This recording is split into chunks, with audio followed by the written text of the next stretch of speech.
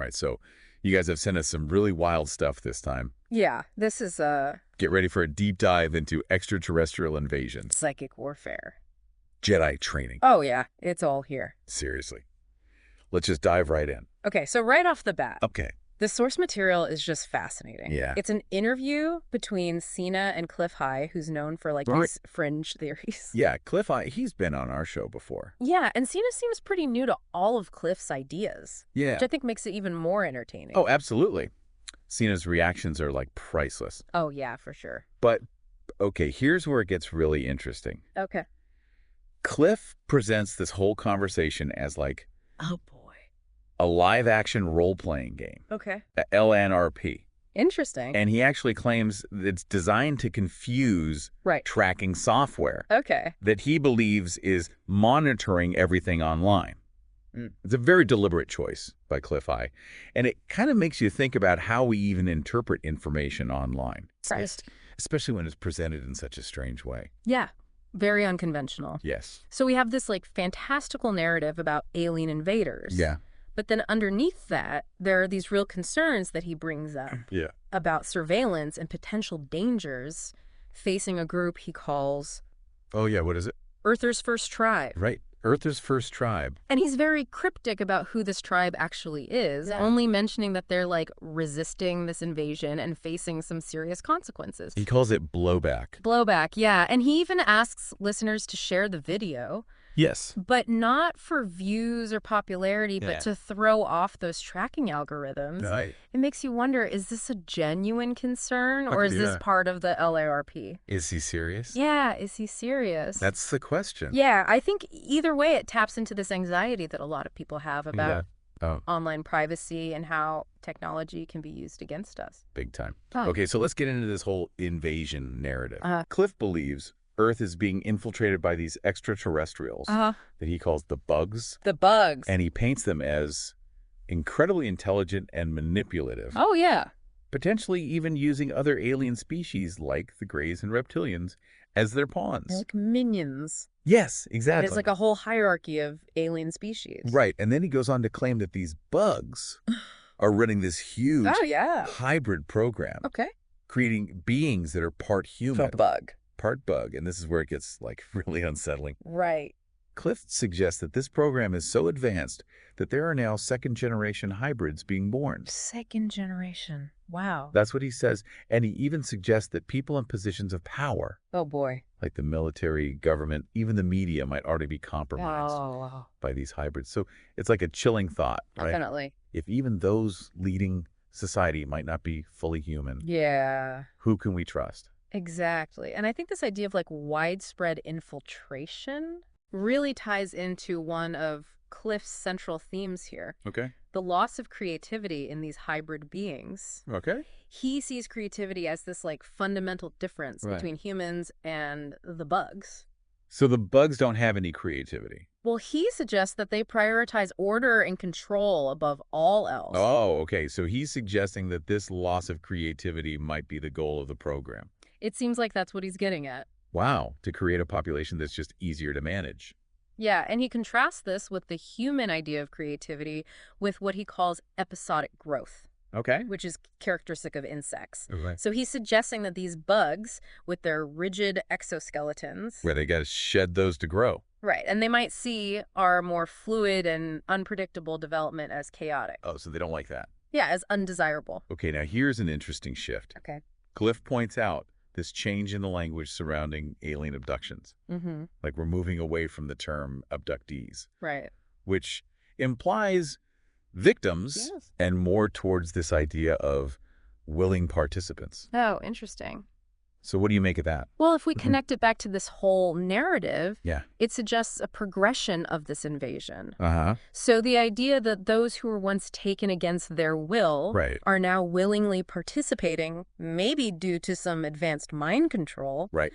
is very unsettling. It's pretty disturbing. Yeah, definitely. And he keeps mentioning this word order Yes. when he Oh. talks about these hybrids. It's like they want everything to be so structured. Yeah, it paints this picture of a future where individuality and freedom are suppressed Yeah. in favor of this highly structured society Controlled by the bugs. controlled by the bugs. Right. And it raises all these questions about, like, what makes us uniquely human? Right, like what does it even mean to be human? Exactly. Our creativity, our free will, Our emotions. our capacity for emotional expression under threat. Right. It's a disturbing thought. Okay, buckle up. Because now we're entering the world of 5G conspiracy theories. Okay. Cliff suggests that 5G might have this much more sinister purpose Right. than just faster internet. Yeah, okay. He thinks it could be used to track DNA. To track DNA. Yeah. Wow. What do you think about that? I mean, he uses examples like those towns in Utah Uh-huh. where they have 5G repeaters that are densely placed on parking meters. Like way more than you would need. Way more than you would need for just connectivity. Right. It's very strange. And he also points to the use of 5G in airport security scanners, Right? which he suggests might be capable of more than just detecting objects. Oh, so it's not just about finding weapons, Right. but there's something else being monitored. That's what he's saying. Wow. Is it really just about safety, or is there something else going on? It makes you wonder, what else are these technologies capable of Right. that we're not being told about? Right. And are we willingly embracing these tools that could be used to control and monitor us in ways we haven't even imagined? That's a good question. All right, get ready for a hard left turn. Because Okay. now we're talking about Jedi training. Jedi training.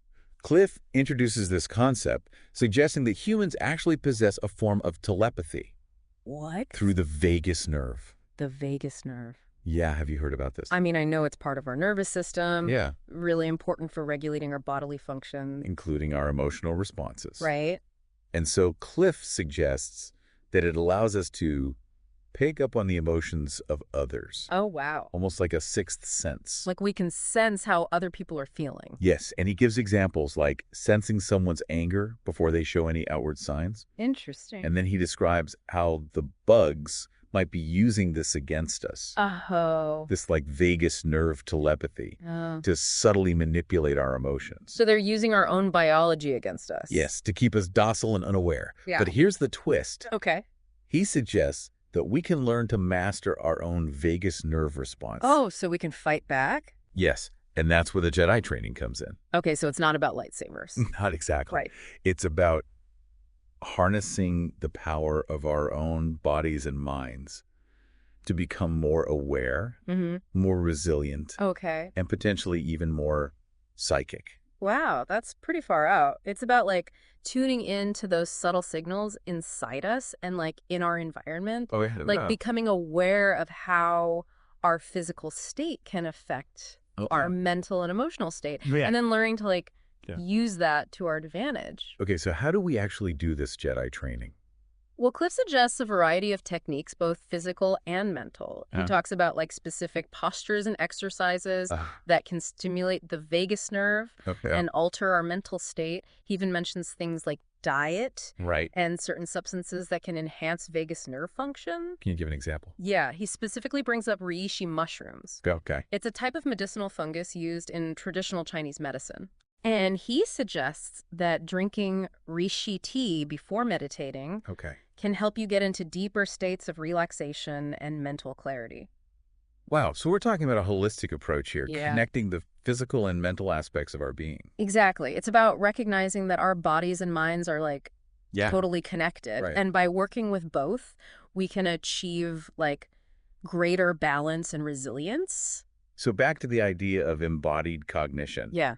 How does that play into all of this? Well, embodied cognition basically means that Yeah. our physical actions can directly influence our mental and emotional states. Okay. So Cliff gives the example of power poses, Right. like the warrior pose, Sure. or like the stances used by sumo wrestlers, Uh-huh. which can instill a sense of strength and confidence. So just by striking a pose, Yeah. we can change how we feel. He suggests that even just mimicking these poses Okay. can trigger all these physiological changes, Yeah. like altering hormone levels and activating the vagus nerve. So it's like our bodies have this built-in system Right. for regulating our emotions. Yes. Yeah. And we can consciously tap into it Yes. through movement and posture. Precisely. And this ties back into the whole Jedi training thing. Okay. Cliff argues that by mastering these techniques, we can not only enhance our well-being, Right. but we can also resist attempts to manipulate our emotions. So it's not just about feeling better. Right. It's about protecting ourselves. Yeah. from external influences. Exactly. And he suggests that group practices, Okay. like the haka, Yes. performed by Maori warriors, can create a kind of collective vagus nerve entrainment. So they're all synced up. Yeah, amplifying these effects. It's like he's envisioning this future where humanity can tap into this collective psychic potential to counter the threat from these emotionless, creativity-lacking hybrids. Right. It's a pretty wild concept. It really is. And he doesn't shy away from the more out-there aspects of this. No, he didn't. He shares this anecdote about an abductee who claims to have broken free from his captors. What? By triggering a specific vagus nerve response. I gotta share this. So this abductee believes he has fathered children with female hybrids. What? And he describes this technique that involves manipulating a small muscle group connected to the psoas muscles in the thighs. So by contracting this muscle, he was able to disrupt the abduction. Apparently he experienced this powerful, energetic surge that just threw off his captors. That's amazing. It's a wild story. It is. And whether it's true or not is up for debate, but I think it speaks to this potential that we have to discover and utilize these hidden capabilities within our own bodies. Right. I mean, if we can train our vagus nerve like a muscle, who knows what other abilities we might be able to unlock. Right. Like, could we tap into a collective consciousness? Yeah. Could we develop a resistance to external manipulation? These are some big questions.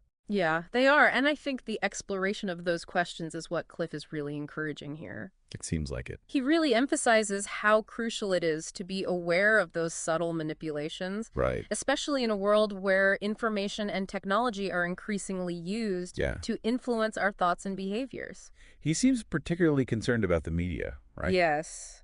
He suggests that it's not a reliable source of truth, but rather like a tool for propaganda. Wow. And he cautions against blindly accepting the narratives presented by these mainstream outlets. Right. And he urges us to develop our own critical thinking skills and seek out alternative perspectives. So become more discerning consumers of information. Question the motives behind the messages we're constantly bombarded with. Yeah, and this ties back to his initial warning about the dangers of surveillance. Right.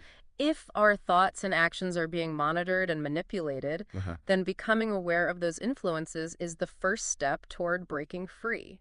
It's a powerful message. Yeah. And it resonates with that growing distrust a lot of people feel towards institutions and people in positions of authority. It's a call for individual empowerment. Yeah. For reclaiming our agency in a world that often seems designed to keep us passive and compliant. Right. It's like he's offering us a glimpse into this future where the battle for humanity might be fought. Wow. Not on physical battlefields, but within the realms of consciousness itself. That's intense. And he's giving us these mental and physical tools to navigate that landscape, to resist manipulation, to cultivate our own inner strength and resilience.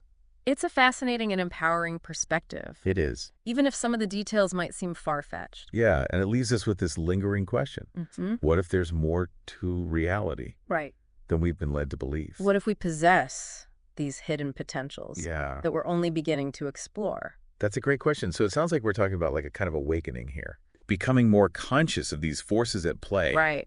Both within ourselves and in the world around us. Exactly. And Cliff gives us some interesting places to start. Okay. He emphasizes the importance of paying attention to our bodies. Okay. Those subtle sensations and those intuitive nudges that we often ignore. So tuning into our gut feelings. Yeah. Isn't that just new age mumbo jumbo? Not necessarily. Remember, the vagus nerve connects our brain to our gut. Right. So those gut feelings might be more than just metaphorical. They could be actual signals from our nervous system, a form of embodied wisdom that we can learn to interpret. So how do we start paying attention to those signals? I think mindfulness practices like meditation may be really helpful. Yeah. By quieting the mind and focusing on our breath and body sensations, we can become more aware of those subtle cues. And Cliff also talks about those physical exercises, right? Yeah. Those Jedi training techniques. Yes. Those can be a powerful way to shift our mental and emotional state. Experimenting with different postures and movements can help us find what works best. Right. And he also emphasizes connecting with nature. Oh, yeah. Suggesting that spending time in natural environments can help us reconnect with our innate wisdom. It sounds like we're talking about a kind of self-discovery here, a journey inward to explore those hidden depths within ourselves. But what about the external world? Right. How do we navigate this reality that might be filled with hidden agendas and manipulative forces? This is where critical thinking becomes really important. Okay. Cliff urges us to question everything, Yeah. especially the narratives that are presented by those in power.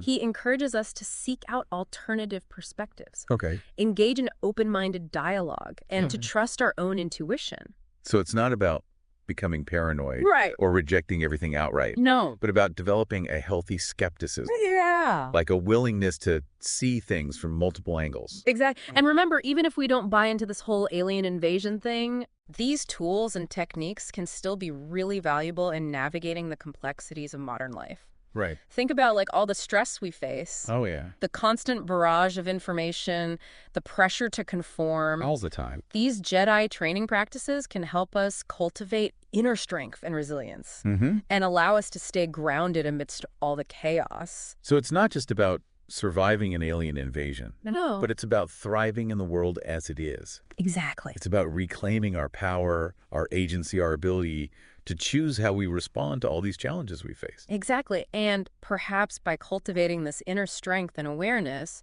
we can create a ripple effect and inspire others to do the same. Really, that's the true power of the glitch. Okay. It's not just about finding it, but it's about becoming it. Becoming a force for positive change in a world that really needs it. This deep dive has taken us on quite a journey. It has. From extraterrestrial invaders to vagus nerve stimulation. Yeah. To the power of critical thinking. It's been a wild ride. It really has, but I think throughout it all, Yeah. what really stands out to me is this emphasis on individual empowerment. Yeah. Even in the face of these seemingly overwhelming forces, Right? there are ways to resist, to reclaim our agency, to tap into our hidden potential. It's a message of hope, Yeah. of possibility, of the power of the human spirit to overcome adversity and create a better future. For sure. It reminds us that we're not just passive observers in this grand cosmic play, Right. but we're active participants, co-creators of our own reality. Absolutely. So as you go out into the world, Yeah. remember to pay attention to those subtle signals, to question the narratives that you're presented with, and explore those hidden depths within yourself. Okay. You might be surprised by what you discover. Until next time, keep diving deep and may the force be with you.